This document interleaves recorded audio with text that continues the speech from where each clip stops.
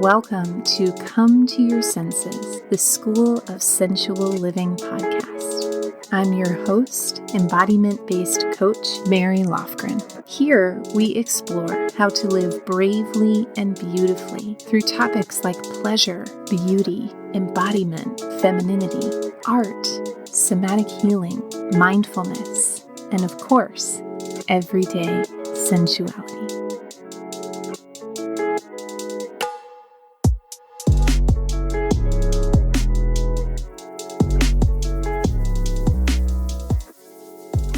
Hello, everyone, and welcome back to the podcast. So happy to be here with you to talk about one of my favorite topics today. This topic is really kind of, if you imagine the Ghostbusters movie when they encounter that river of slime under the city. It's not the most beautiful description, but when I think about my work, there is like these layers and layers, and the more outer layer is sensuality and embodiment, and a deeper layer beneath that is intimacy and connection. And the deeper layer beneath that, the deepest layer, is this ability to take what is inside and allow it to be expressed effectively and elegantly and intimately on the outside. And what I call that is artful assertiveness. And today's episode is very much inspired by my favorite book on assertiveness, which is called The Assertiveness Workbook by Randy Patterson. And I'll be honest, when I picked up this book probably 12 years ago, I was in a skirmish at my job, and I wanted to know how to win. I wanted to know how to get what I wanted and what I needed. And I'm going to read to you a couple of paragraphs from the introduction to the Assertiveness Workbook. Two kinds of people pick up books on assertiveness. Some want to polish their image. They have a face they present to the world, and sometimes it cracks. The mask falls off. People see through it. They want to learn how to hold the mask more firmly, how to present it more rigidly, prevent others from seeing them so easily. They have rejected themselves and decided that they want to preserve the personality, or lack of it, that they display to the world. Often they want to learn how to control others more effectively, how to push others to agree with them, see their way of doing things, do it their way. Some of the skills in this book may help these people in their quest, but this book isn't written for them. At least it's not written to help them in the way they want to be helped. Assertiveness isn't about building a good disguise. It is about developing the courage to take the disguise off. It is designed to help the other group of people who have already tried wearing a mask and find they can't breathe very well with it on. They want to go out into the world naked-faced, as themselves, but not defenseless. They want to be themselves in a way that doesn't push others off the stage, in a way that invites the people they meet to be more fully themselves too. Assertiveness, then, is about being there. Oh, couldn't you just swoon? I mean, if anybody out there knows Randy Patterson, Randy J. Patterson, PhD, I am available for an intro, because there is just no way to articulate how deeply those words changed my life and shocked me out of my seat. I remember reading those. I was on an Amtrak train heading to Philadelphia at the time for a work event, and really altered my experience and the way I oriented to that situation. And I want to say, before we dive into our episode, that if this is something that you desire guidance and support and facilitation around, Embodied Intelligence Coaching, which is my signature program that opens up again at the end of the summer, has a home for you. Because whenever I do a coaching session or a group session, we always start with a list of agreements. And the very first agreement is about what we're here for. And that first agreement is, we are here to practice being honest and vulnerable and human, not perfect. This exact experience of removing that mask safely and skillfully, and giving you a felt sense experience of what it's like to contact these deeper depths of your being and have them expressed in our coaching relationship as a template for how you express yourself in the other relationships in your life. It is one of the most miraculous, deepest honors of my life to witness people's transformation around this. And so if this is a sounding bell that calls to your soul, I would love to talk to you more about if this program would be a fit for you. Head to schoolofsensualliving.com/coaching, and you can get on the wait list for the next time we open the program at the end of the summer and be the recipient of advance notice and special perks available only to waitlist members.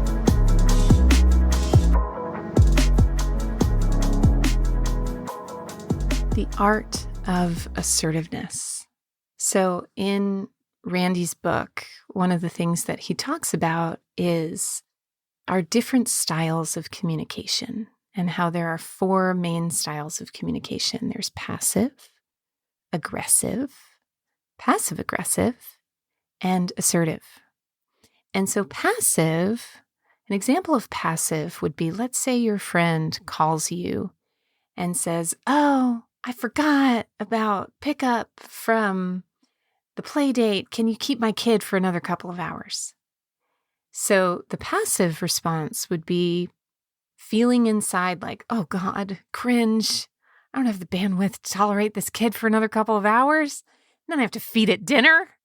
All these thoughts that go through in a nanosecond, but what comes out of your mouth is, "Sure, no problem." And you just kind of, you go through that response of sticking your head in the sand. And this isn't a conscious thing. This happens in a split second. Another response would be, "Are you kidding me? Hell no. How dare you even ask me that? I can't believe how selfish you are."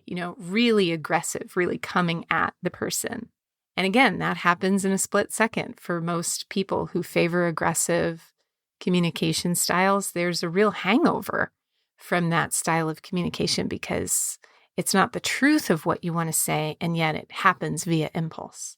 Then there is passive-aggressive, where maybe you say to your friend, "Yeah, I could do that for you." And then you let the kids watch TV for 4 hours and feed them gummy bears for dinner. You do some sort of action that communicates the truth of how you feel without actually having to say how you feel. And then there is this response of assertiveness, which is truthfully and kindly communicating how you feel and what you know, which is, "I am not available for that. Can you come and get them?" Or whatever the response happens to be from your grounded, mindful adult. And that last part, the grounded, mindful adult, is a really important thing to know when it comes to assertiveness. Because when we are in passive, aggressive, or passive-aggressive communication, what's usually happening in that moment is that your nervous system, which in a moment of assertiveness may experience a bit of activation, but it's able to stay within the lines of a healthy baseline. It doesn't zoom outside of your window of tolerance. And if that's a new term for you, I really recommend going back to check out episode, I think it's 17, Tending Your Resplendent Feminine Nervous System. There's 2 parts to that episode. I'll drop it in the show notes. But when that mindful adult is on board, another example of that would be if somebody that you love and trust, who you're not afraid is going to reject you or abandon you or gossip about you, asks you a question and you can easily access your yes or no.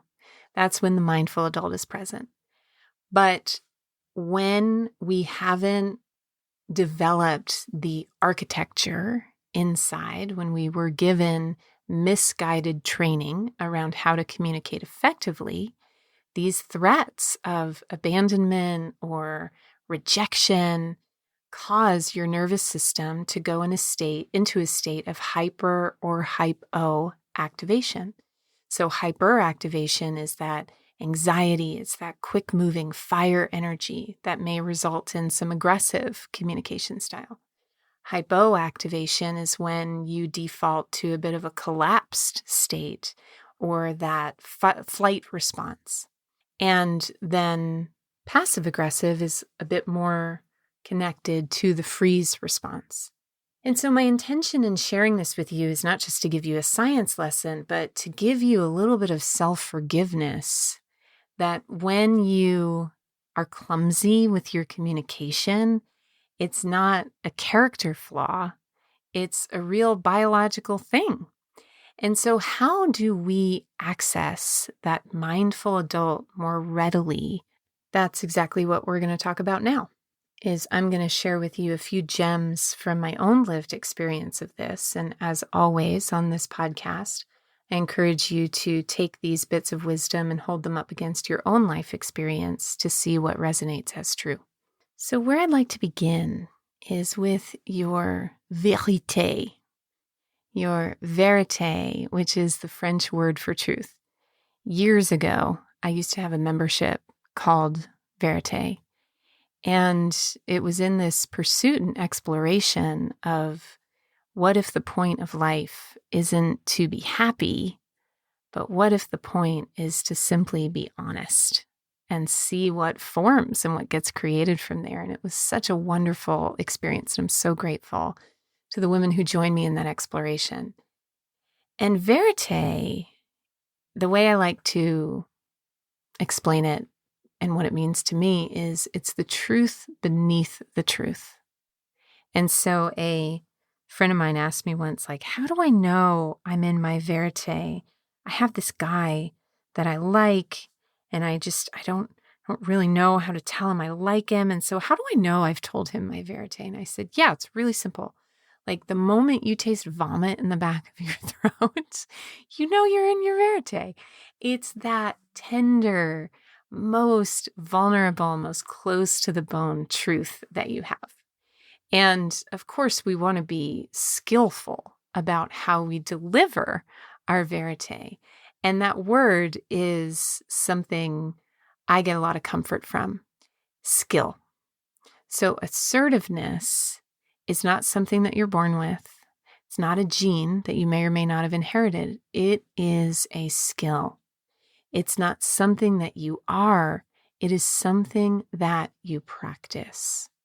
And so I want to share with you a couple of ways that I love to practice assertiveness, and that has really given me some success with my clients. So assertiveness all begins with awareness. And when we look back at those 4 communication styles, so passive, if there were to be a mantra for these communication styles, passive would be, my needs don't matter. I'm just going to let you bulldoze right on over my needs. My needs don't matter. Aggressive would be, only my needs matter. Passive aggressive would be, I can't ask for my needs, so I'm going to sneak them in the side door.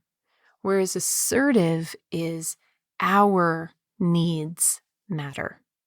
Not just my needs matter, not just your needs matter, but our needs matter, which is a real jumping off point for genuine intimacy.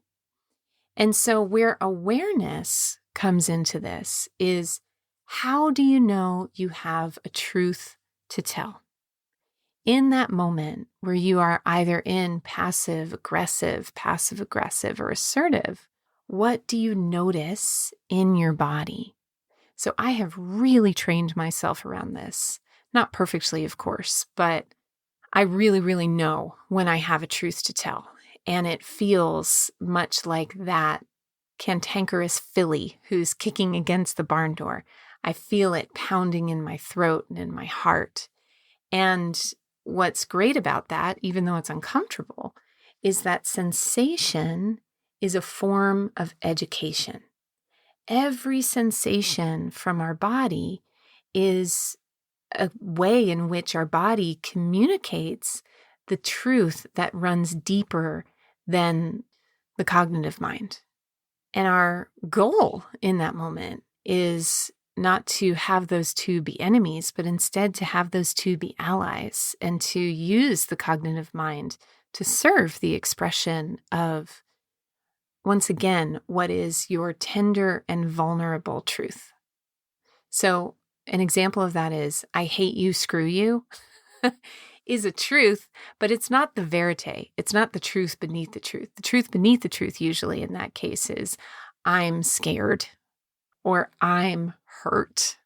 And so your first tool to begin researching this, if you're not at a place or in a place where that tender truth can be communicated, is to just really pay attention and really befriend these sensations in your body. Awareness is always the first step to opening up new pathways to action.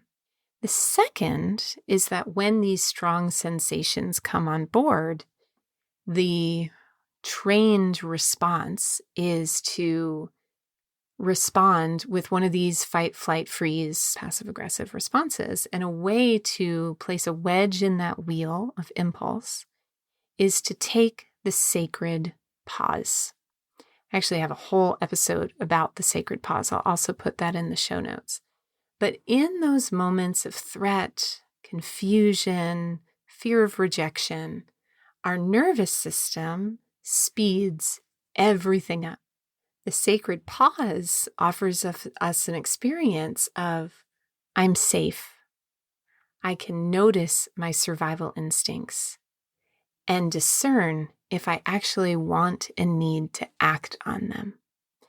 And so two ways that you can take the sacred pause in a conversation are when you're asked a question, for example, let me just pause. I want to check in with myself. I can't tell you how many times a day I say this statement. It is my go-to statement when I notice in my body the sensation of speeding up. I'm just going to pause. I'm going to check in with myself. And I locate that quiet, still place inside of me that knows and that hears the truth. And this is absolutely a practice that has taken me years to really tune into. But allow that to be an anchor for you. Hang on, I need to check in with myself. The second tool around this, taking the sacred pause, is to slow down your breath and slow down your body language.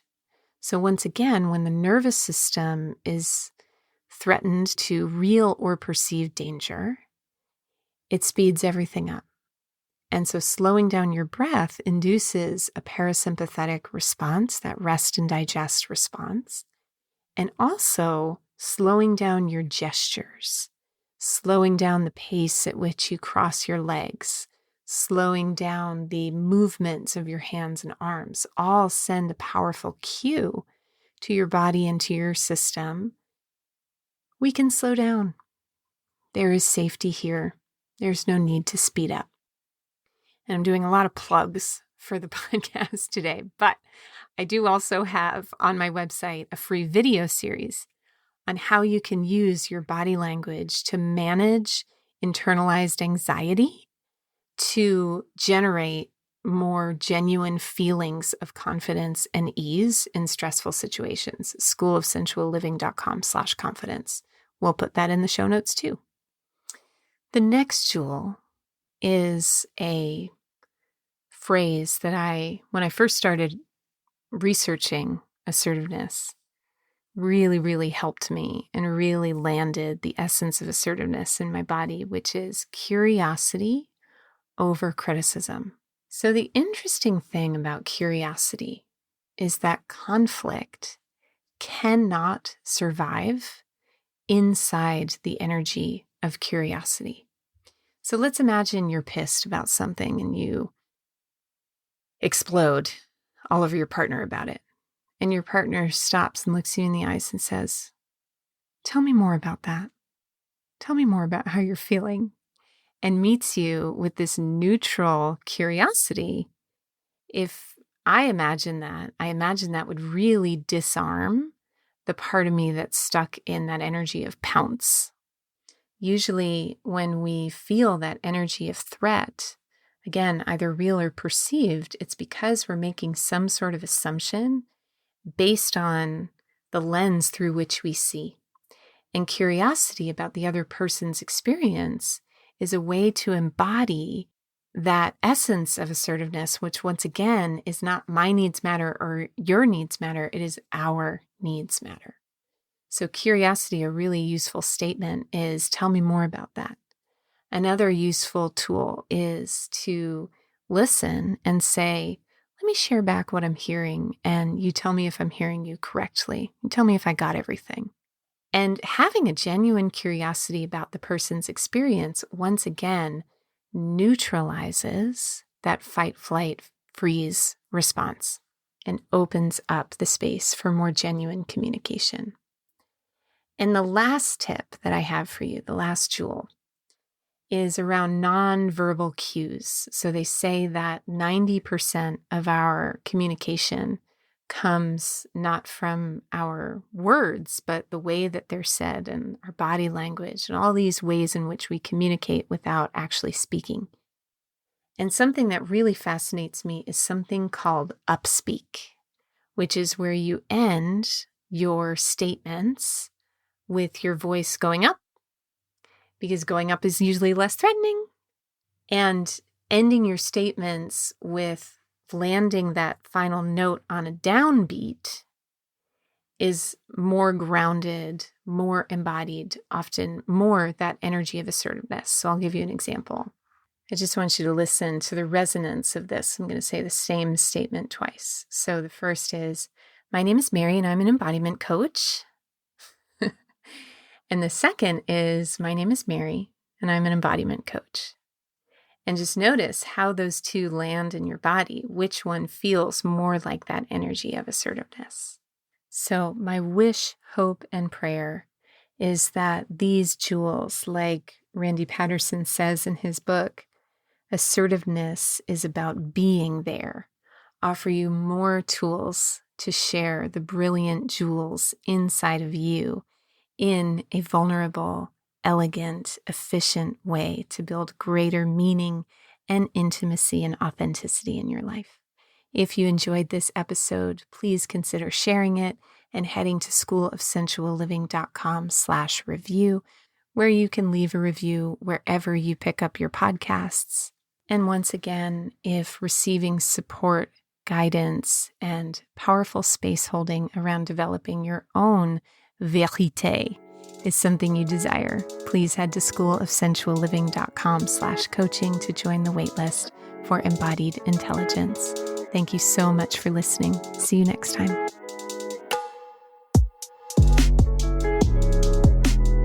For more coaching, classes, and community in the art of sensual living, head to schoolofsensualliving.com. There you'll find a free course on how to reduce anxiety and increase your natural confidence through powerful embodied body language. Head to schoolofsensualliving.com/confidence to get instant access to the course today.